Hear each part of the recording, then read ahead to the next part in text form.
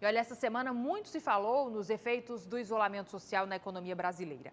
Aqui no Ceará, o governador Camilo Santana declarou que não pretende tomar decisões por pressão externa, que vai ouvir os setores, mas que a prioridade é controlar a pandemia da Covid-19 e salvar vidas. O governo federal já sinalizou que quer retomar a atividade econômica o quanto antes, o que implicaria em enfraquecer o isolamento social. Para falar sobre essas medidas econômicas, a gente voltar a conversar com a Evelyn Ferreira. O que a gente pode dizer nesse momento com relação a essa economia que a gente sabe aí que algumas associações estão se movimentando para tentar pressionar por essa volta, para reduzir esse isolamento social. Então, o que a gente pode falar com relação a esse assunto que é complexo e delicado? Pois é, Adriana, existe essa preocupação com a economia, né? Porque o coronavírus afeta não apenas a saúde pública, né? Mas também vários setores da economia, vários empresários também estão muito preocupados com isso. E eu converso agora com o Marcelo Ferreira, economista. Muito bom dia. Explica pra gente, né? Os empresários, nesse momento, eles estão muito preocupados, principalmente com a questão de demissão, né? Eles precisam continuar mantendo a folha de pagamento, né? Mas não tem dinheiro. Exatamente. Bom dia, tudo bom? Eu me coloco como sendo um empresário e me coloco também na posição de alguns empresários. E não vejo um empresário como aquela pessoa que está em casa, sentado e sem preocupações. Eu estou vendo aquele empresário que é o dono da pequena empresa, que ele tem 5 funcionários. Esse empresário ele tem folha para pagar daqui a 3, 4 dias já, fecha o mês. E nas medidas do governo, ainda não saiu nada referente ao aluguel que ele tem que pagar, a folha que ele tem que pagar, ao estoque que ele tem de alguns empresários, que esse estoque está virando perecível. Então, o que ele fazer? Então, acredito que a partir de agora nós temos que começar a tentar achar soluções e já imaginar o dia depois de amanhã. Eu acho que essa é uma das principais missões desse empresário, que já é tão difícil. A gente na economia usa um termo que o Brasil não é para amadores, principalmente na parte dos negócios, e agora ele necessita mais ainda de um esforço e para que o empresário tente sobreviver. E a sobrevivência de um empresário é a sobrevivência dos seus funcionários. Ele não sobrevive só. Como é que ele pode agir nesse momento? Que recursos ele pode ter, né? Já que ainda não tem uma medida do governo federal ainda que possa auxiliar em todos esses aspectos? O que é que lá na consultoria a gente está fazendo? O que é que eu aconselho esse empresário a fazer? Uma coisa que eu sempre escutei muito dos empresários, que ele nunca tem tempo para administrar e organizar a sua empresa, porque ele sempre tem muito o que estar fazendo. Então, eu acho que a gente começa a partir de agora olhar medidas de soluções propositivas. O que é que eu vou resolver? Como é que eu vou melhorar? Nesse sentido, tentar acessar o sistema da sua empresa de distância, entender como estão as contas da sua empresa, fazer uma avaliação, como a gente chama na economia de curva ABC, de o que é que tem mais impacto para que eu pague, o que é que eu posso postergar de pagamento, o que gera mais juros, como eu posso negociar. Então, vamos nos antecipar. Eu acredito que a gente vai viver um sentimento quase de um pós-guerra, depois de tudo parado, mas a gente já sabe que essa guerra vai parar. Então, o empresário ele pode se antecipar e voltar para a parte administrativa, estrutura, tentar entender como está a sua empresa, já começar a negociar com o fornecedor, já começar a negociar aluguel, já tentar conversar com os funcionários, já tentar fazer alguma campanha de marketing, se prevenir para os novos consumos que vão vir após parar. Eu acho que o empresário ele tem que ser menos operacional, que é uma que acontece muito no Brasil, que ele tem que ser dono e também na operação, e agora ele ser mais empresário, mais administrativo, entender como está a sua empresa. Esse é um momento de crise assim que a gente sabe que vai passar, mas a gente não tem ideia de quando, né, que isso vai terminar. Então, dá para a gente pensar no que fazer depois dessa crise, né? Quanto tempo a economia vai levar para se recuperar também? Na economia, a gente trabalha muito com cenários. Então, assim, quando a gente vai comprar uma empresa, quando eu vou fazer um projeto de uma ampliação de um negócio ou do fechamento de uma empresa, a gente trabalha com cenários. Então, eu sugiro que o empresário ele faça cenários. Cenário se minha empresa ficar um mês parada. Cenário se minha empresa ficar 2 meses parada.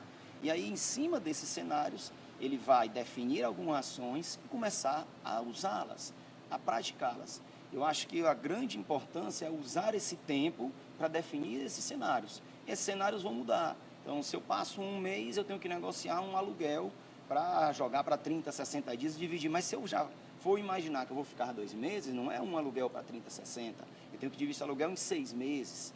E aí é nesse sentido que é algo que num momento onde algumas pessoas estão em casa sem muito saber o que fazer, que eles devem parar, projetar esses cenários. E aí eu tenho também alguns receios, que tudo hoje está muito na internet, muito fácil a informação, às vezes a gente não tem essa ideia de quem está me dando aquela informação. Então eu vi algumas sugestões assim, absurdas de economia e de finanças para que as empresas façam. Então eu acho que o empresário ele deve procurar meios de comunicação confiáveis, entender essas informações que veio dos meios de comunicação, para que ele possa se estruturar e aí se planejar. Existe também uma preocupação muito grande com um corte de funcionários, né? Esse é o momento para se pensar nisso mesmo ou o empresário deve aguardar mais um pouco? Eu acho que ele deve fazer os 2 cenários. Eu acho que o empresário deve imaginar uma coisa. Um exemplo que eu fiz agora essa semana para um cliente. Bem, se eu perder 5% do meu faturamento, quantos por cento dos meus funcionários eu não vou precisar? Quanto isso vai impactar na minha folha? Quanto eu tenho em caixa? É fazer essas contas. São contas ruins, pessoal. Não são contas boas. São contas difíceis. Esse empresário disse, Marcelo, eu não quero demitir ninguém. As pessoas estão precisando do salário. Só que ele também precisa pagar as contas e precisa pagar o fornecedor. Então, eu não estou estimulando a demissão, eu estou estimulando com que a pessoa pense de forma racional, fria e entenda que o que vai decidir é o número. O que vai decidir é a decisão do nosso governador em abrir mais cedo ou mais tarde o mercado. Não que ele está certo ou errado em abrir mais cedo ou mais tarde, mas quanto mais tarde abrir, mais desemprego eu vou ter. Isso é praticamente certo, porque menos a empresa vai ter gerado de receita e maior vai ser a recessão. Se depois que passar o coronavírus, a decisão de abrir uma semana mais tarde ou mais cedo foi correta ou não, a gente vai saber no impacto social.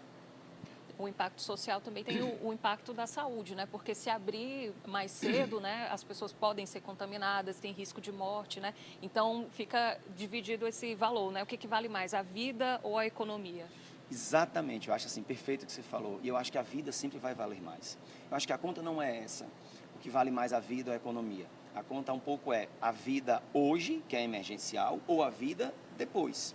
Porque no impacto social, e aí a gente pode puxar algumas linhas do tempo e ver alguns exemplos, depois da crise vem o aumento do crime, vem o aumento e aí de alguns problemas sociais que vêm com a miséria. Então, nós já estamos saindo de uma crise, nós temos filas gigantescas para se conseguir trabalho, nós temos um trabalho informal como nunca teve no Brasil. Então, vai também gerar, possivelmente, problemas de saúde. É muito difícil qualquer decisão de qualquer governador, ou governador como governo, ou então presidente, ou prefeito, qualquer decisão, ela vai poder ser apontada por alguém como errada, porque ninguém vai acertar em tudo. Então, eu acho que uma das principais coisas que a gente deve entender é isso. Não tem decisão certa. Não tem decisão certa, porque não tem parâmetros. Entendi. Marcelo, obrigada. A Adriana está querendo fazer uma pergunta lá no estúdio. Olá, Adriana, tudo bom?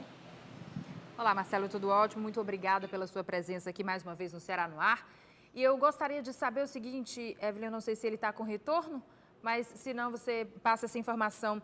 A gente acabou de mostrar aqui no Ceará no Ar sobre a medida aí de ajudar os empreendedores, microempresários, autônomos, pessoas que precisam de renda.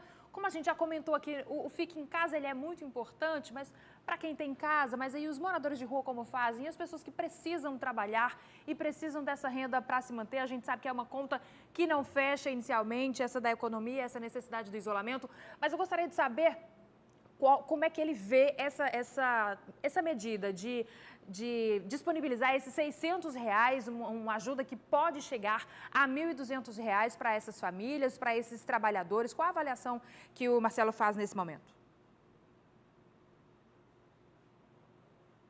Marcela, a Adriana está querendo saber lá no estúdio, que avaliação você faz nesse momento, né, desse auxílio que o governo está propondo, né, para pequenos empresários, para autônomos, né, e para as pessoas mais necessitadas, né, que dependem, né, de suas vendas na rua, né, para continuarem pagando suas contas. Que avaliação você faz? É super positiva e eu acho que é uma das principais ações que o governo pode fazer.